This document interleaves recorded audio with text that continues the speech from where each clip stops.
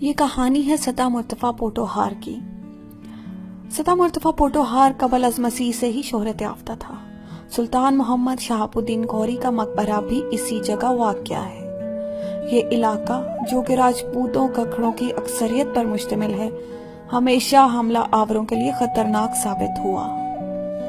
1472 عیسوی میں حسن خان سوری کے گھر فرید الدین عبداللہ مظفر نے جنم لیا۔ فرید الدین حسن خان کے 8 بیٹوں میں سے ایک تھا۔ فرید الدین نے 9 عمری میں اپنا گھر چھوڑ کر جونپور میں ایک مذہبی اسکول سے فارسی، عربی زبان اور انتظامی امور میں مہارت حاصل کی۔ دور جوانی میں اس نوجوان نے بہار کے جنگل میں ظہیر الدین بابر بادشاہ کو بچاتے ہوئے شیر کو مار ڈالا، جس سے اس کا نام شیر خان مشہور ہو گیا۔ بابر کی وفات کے بعد شیر خان نے اپنی علیحدہ سلطنت کا اعلان کر دیا۔ کالی چند کے مقام پر ہمایوں کو شکست دینے کے بعد ہندوستان کا بادشاہ بن گیا اور تاریخ میں شیر شاہ سوری کے نام سے پہچانا گیا۔ شیر شاہ سوری کے لیے سب سے اہم اور کٹھن کام ایسی جگہ پر قلعہ تعمیر کروانا تھا جہاں کی مقامی آبادی راجپوتوں ککڑوں کی اکثریت قبیلوں پر مشتمل تھی۔ شیر شاہ سوری نے دلی سے کابل کے درمیان ایک مضبوط قلعہ بنانے کا عزم کیا، جو کہ 1541 عیسوی میں تعمیر ہونا شروع ہوا اور 9 سال کے عرصے میں تعمیر کیا گیا، جسے قلعہ روہتاس کا نام دیا گیا۔ کہتے ہیں کہ جو بہار میں بھی شیر شاہ سوری نے ایک قلعہ بنایا تھا جو روہتاس کے مقام پہ تھا، وہاں کے روہتاس کے مقام پہ، تو اسی کی نسبت سے اس کا نام بھی روہتاس فورٹ رکھا گیا۔ وہاں جو قلعہ تھا وہ ایک مقام ہے روہتاس گڑھ، اس جگہ واقع تھا، اس کا نام بھی روہتاس رکھا گیا۔ یہ ہسٹری میں ایسا ہوا کہ اکثر حکمرانوں نے ناموں کو ڈپلیکیٹ کیا ہے، جیسے اکبر بادشاہ نے جب یہاں قلعہ بنایا اٹک کے پاس، تو اس نے ایک اٹک کا قلعہ انڈیا میں بنایا تھا اور اسی نسبت سے اس کا نام بھی اٹک رکھا۔ تو ایسے بہت سے واقعات ہمیں ہسٹری میں ملتے ہیں جہاں ریپیٹیشن ہے۔ قلعہ عربی زبان کا لفظ ہے جس کا مطلب پہاڑی ہے۔ قلعہ 2 قسم کے ہوتے تھے، ایک محل نما جیسا کہ شاہی قلعہ لاہور، اور دوسرے آرمی فنکشنز کے لیے جیسا کہ جمرود، اٹک اور روہتاس کا قلعہ وغیرہ۔ یہ قلعہ کسی اونچی یا چھوٹی پہاڑی پر تعمیر کیے جاتے تھے تاکہ ارد گرد نظر رکھی جا سکے۔ موجودہ جی ٹی روڈ پر جہلم سے 16 کلومیٹر اور دینا سے 7 کلومیٹر کے جنوب میں نالا کہان کے کناروں پر عظیم قلعہ واقع ہے۔ قلعہ روہتاس پتھروں سے بنے ہوئے قلعوں میں صف اول میں شامل ہے۔ قلعہ کی تعمیر جنگی طرز پر ہوئی جس میں 30,000 محافظوں کے رہنے کا بندوبست تھا۔ اس زمانے میں ککڑوں کے اثر و اسلوب ہونے کی وجہ سے مقامی مزدور نہ ہونے کے برابر تھے، اسی لیے ایک پتھر کے عوض ایک اشرفی مقرر کی گئی۔ قلعہ روہتاس دنیا کی تاریخ کا پہلا قلعہ ہے جس کی تعمیر کے لیے کثیر سرمایہ ادا کیا گیا اور ہر پتھر کی اجرت ادا کی گئی۔ اس کی کنسٹرکشن کی بیسک وجہ مغل ایمپرر ہمایوں جو کابل کے راستے واپس ہندوستان آنا چاہتا تھا، اس کے راستے کو روکنے کے لیے شیر شاہ سوری نے یہاں قلعے کی بنیاد رکھی۔ اس قلعے کی کنسٹرکشن میں جو سب سے بڑی مشکلات پیش آئیں، ان میں سب سے زیادہ یہاں لوکل گکھڑوں کا موجود ہونا تھا، اور اس کی وجہ سے انہوں نے تعمیر میں کافی رکاوٹ ڈالی۔ اسی لیے شیر شاہ سوری نے سب سے پہلے یہ اعلان کیا کہ جو ایک پتھر لے کے آئے گا اس کو ایک سونے کی اشرفی دی جائے گی۔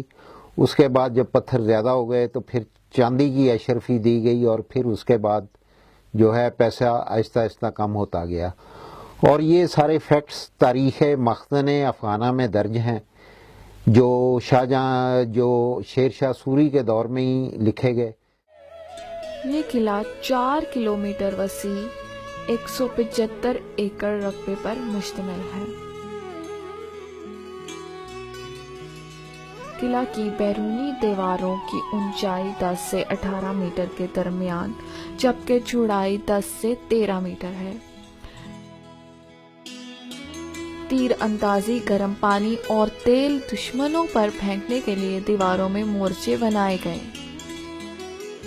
قلعہ روہتاس میں 3 بڑی باولی، رانی محل، حویلی مان سنگھ، شاہی مسجد اور پھانسی گھاٹ شامل ہیں۔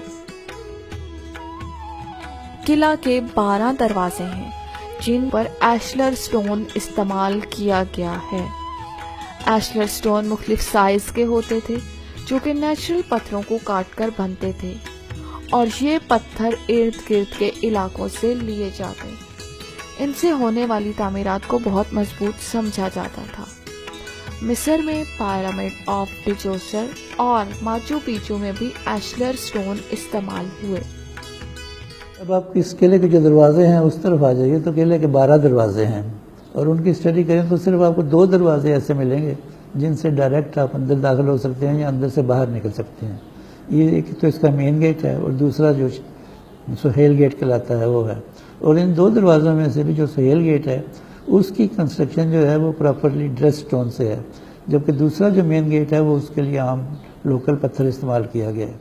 خاص خوانی گیٹ، یہ دروازہ شیر شاہ سوری کے عظیم جرنیل خاص خوانی کے نام سے منسوب ہے۔ یہ قلعہ میں داخل ہونے کا مین راستہ ہے جو کہ جی ٹی روڈ پر واقع ہے۔ یہ ایک دوہرا دروازہ ہے جس کا بیرونی حصہ 12.8 میٹر چوڑا اور 8 میٹر گہرا ہے۔ دروازے پر برج کے ساتھ ساتھ حفاظتی دیواریں بھی تعمیر کی گئیں۔ برج پر توپ بھی استعمال کی جا سکتی تھی۔ دروازے کا اندرونی اور بیرونی حصہ ہم شکل ہے۔ اس پر 5 کنگرے بنے ہوئے ہیں۔ دروازے پر پتھر پر تراشے ہوئے سورج مکھی کے پھول بنے ہوئے ہیں۔ قلعے کی بیشتر دیواروں پر ایسے پتھر نصب ہیں۔ اس دروازے پر ایک کمرہ بھی ہے جس کی کھڑکی اندر اور باہر دونوں جانب کھلتی ہے۔ سہیل گیٹ، یہ دروازہ صوفی سہیل کے نام سے منسوب ہے۔ صوفی سہیل کی جنوب مغربی برج میں قبر واقع ہے۔ دیکھنے میں یہ دوہرا دروازہ ہے۔ اس کی اونچائی 21.34 میٹر، چوڑائی 20.73 میٹر اور گہرائی 15 میٹر ہے۔ دروازے میں گزرنے کا راستہ 4.72 میٹر ہے۔ اندرونی اور بیرونی حصہ خوبصورت کشیدہ کاری والے پتھروں سے نمایاں ہے۔ دروازے پر دونوں اطراف میں خوبصورت بالکونیاں قائم ہیں۔ بالکونی پر چھوٹے سارکوں پر پتھر کی اعلیٰ کشیدہ کاری کی گئی ہے، جبکہ باقی قلعہ افغان اور ایران طرز پر تعمیر کیا گیا۔ صوفی سہیل دروازے پر 7 کنگرے بنے ہوئے ہیں جن پر اعلیٰ حفاظتی اقدامات کے لیے دفاعی طرز کا خصوصی خیال رکھا گیا۔ دروازے کے برج 3 مختلف طرز کے حامل ہیں۔ دروازے کا اندرونی حصہ بیرونی حصے کی نسبت کم سجا ہوا ہے۔ شاہ چاند والی گیٹ، یہ دروازہ عظیم صوفی شاہ چاند والی کے نام سے منسوب ہے۔ عظیم صوفی نے دروازے کی تعمیر میں بلا معاوضہ شمولیت اختیار کی اور دوران تعمیر ہی وفات پائی، جنہیں دروازے کے قریب ہی دفن کیا گیا اور ان کی قبر آج بھی یہاں موجود ہے۔ یہ دوہرا دروازہ ہے۔ اس کا بیرونی حصہ 13.3 میٹر چوڑا اور گہرائی 8.23 میٹر ہے۔ دروازے میں گزرنے کی جگہ 3.66 میٹر ہے۔ کابلی گیٹ، اس دروازے کا رخ مغرب کی جانب کابل کی طرف ہے، جس کی وجہ سے اسے کابلی گیٹ کہا گیا۔ یہ دروازہ 3.15 میٹر چوڑا ہے۔ دروازے کے دونوں جانب 2 برج واقع ہیں۔ دروازے پر 5 کنگرے واقع ہیں۔ اندرونی راستہ شاہی مسجد کی طرف اترتا ہے، جس کی وجہ سے اسے شاہی دروازہ بھی کہا جاتا ہے۔ شاہی مسجد، یہ ایک چھوٹی مسجد کابلی دروازے کے قریب واقع ہے۔ نماز پڑھنے کی جگہ اور احاطہ بھی مسجد میں شامل ہے۔ یہ قلعے کی باقی جگہوں سے زیادہ خوبصورت ہے۔ جنگی حکمت عملی کو مد نظر رکھتے ہوئے مسجد سے سیڑھیاں کابلی گیٹ کے بالائی حصے تک جاتی ہیں۔ مسجد کے داخلی راستے پر 3 محرابیں بنی ہوئی ہیں جو 3 چیمبرز پر مشتمل ہیں۔ ان چیمبرز کے اختتام پر ایک چھوٹا کمرہ واقع ہے جو پیش امام کے زیر استعمال تھا۔ مسجد کی چھت اندر سے گنبد نما ہے، جبکہ جنگی حکمت عملی کے پیش نظر اسے باہر سے ہموار رکھا گیا تاکہ محافظ پہرا دے سکے۔ مسجد کے باہر والی دیوار پر آیات قرآنی نقش ہیں۔ یہ للی ڈیزائن پر بنائی گئی ہیں جنہیں بعد میں مقبرہ جہانگیر، نور جہاں اور شاہ برج گیٹ لاہور میں بھی استعمال کیا گیا۔ یہ ڈیزائن اس دور میں استعمال ہونے والے سکوں سے کاپی کیا گیا۔ شاہی باولی یہ کابلی دروازے کے نزدیک واقع ہے جو کہ شاہی خاندان کے استعمال میں تھی۔ اس میں سیڑھیوں کی تعداد 60 ہے۔ اس میں چھوٹے چیمبرز بنے ہوئے ہیں۔ یہ باولی لائم چٹان کو کاٹ کر بنائی گئی تھی۔ شیشی گیٹ اس دروازے کا بیرونی حصہ خوبصورت ٹائل سے سجایا گیا ہے جو کہ شاہی قلعہ میں بھی استعمال کی گئیں۔ یہ ٹائلز نیلے رنگ کی ہیں۔ دروازے کی بائیں جانب سنگ مرمر پر فارسی میں عبارت تحریر ہے جس میں قلعہ کی تاریخ تعمیر درج ہے۔ لنگر خانی گیٹ یہ 15.25 میٹر اونچا اور 3.5 میٹر چوڑا دوہرا دروازہ ہے جس کے درمیان میں ایک کھلا محراب ہے۔ اس کے بیرونی حصے پر ایک کھڑکی سہیل گیٹ جیسی بنی ہے۔ خوراک کے انتظام اور تقسیم کے لیے اسی دروازے کا استعمال کیا جاتا تھا۔ یہاں پر سٹور اور پانی کے لیے کنواں بھی موجود ہے جو کہ 150 فٹ گہرا ہے۔ یہ دروازہ انگریزی حروف ایل کی شیپ میں بنا ہے۔ طلاقی گیٹ طلاقی لفظ طلاق سے نکلا ہے۔ شہزادہ صابر سوری اس دروازے میں داخل ہوا جس پر بخار کا جان لیوا حملہ ہو گیا تھا، جس کی وجہ سے اس دروازے کو منحوس سمجھا گیا اور طلاقی کا نام دیا گیا۔ یہ دروازہ 15.25 میٹر اونچا اور 13.8 میٹر چوڑا ہے جس کی دونوں جانب برج بنے ہوئے ہیں۔ کشمیری گیٹ یہ دروازہ شمال کی طرف کشمیر کی جانب واقع ہے، لہٰذا اس کو کشمیری دروازہ کہا جاتا ہے۔ یہ دروازہ ایک چیمبر نما طرز پر بنایا گیا ہے۔ گٹالی گیٹ یہ سنگل دروازہ 9.15 میٹر اونچا اور 6.1 میٹر گہرا ہے۔ تعمیر کی اہم وجہ دریائے جیلم کو کشمیر جاتے ہوئے اس جانب سے عبور کیے جانا تھا۔ تلا موری گیٹ یہ ایک داخلی راستہ ہے۔ یہ قلعہ کے مشرق کی جانب واقع ہے۔ اس کی چوڑائی 2 میٹر ہے۔ پپل والا گیٹ یہ بھی تلا موری کی طرح ایک داخلی راستہ ہے جو کہ 2.13 میٹر چوڑا ہے۔ سر گیٹ سر کا مطلب پانی ہوتا ہے۔ یہ بھی ایک داخلی راستہ ہے۔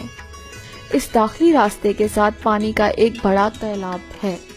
سر گیٹ کے پاس ایک چھوٹی باولی ہے جو کہ سپاہیوں کے استعمال میں تھی۔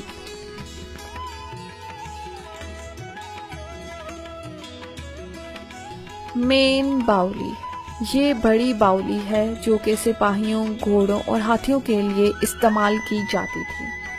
اس باولی میں سیڑھیوں کی تعداد 148 اور اس کی چوڑائی 8 انچ ہے۔ اس میں 3 محرابیں ہیں۔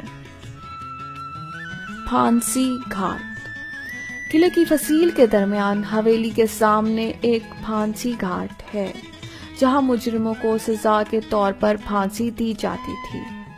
ان کی ڈیڈ باڈی نیچے کمرے میں گر جاتی تھی، وہاں سے اسے دریا میں پھینک دیا جاتا تھا۔ اٹک فورٹ میں بھی اسی طرز پر پھانسی دی جاتی تھی۔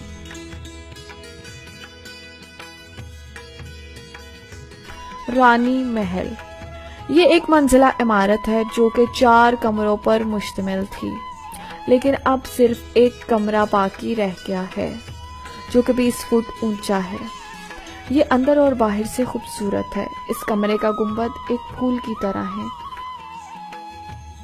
یہ محل قلعے کا حصہ نہیں ہے بلکہ بعد میں ہندوانہ طرز پہ تعمیر کیا گیا اور حویلی مان سنگھ کے ساتھ واقع ہے۔